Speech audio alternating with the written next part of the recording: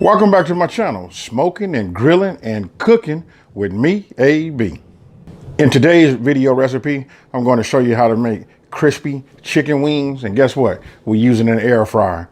Listen, I was a little skeptical in the beginning about how is this going to work and not using no grease.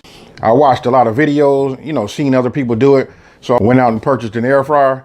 You know what? To just try it and do it myself. This is going to show you how I did it, but I got to tell you this. I don't want to call this really a spoiler alert because you can read the title. Listen, it does work. Let me go ahead and break into the rating system. On this one right here, I know these are low numbers. A guy has his own channel. His name is Meathead. He asked a hard question. He asked me, when am I going to make something, with a higher number, like maybe a 10 or a 9. And he also asked me, what do I consider that, what will be a 10 or a 9.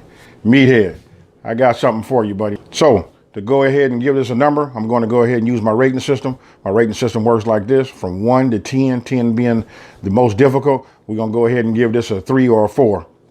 Let's go with a 3. This is easy. You batter your chicken. Once you put your flour and your seasoning on it, you put it in the air fryer. Once it's in the air fryer, you set it. You come back after halfway cooking it. You look at it, spray some cooking oil on the spots that has the flour on there that didn't all the way cook. Then you can rotate it over.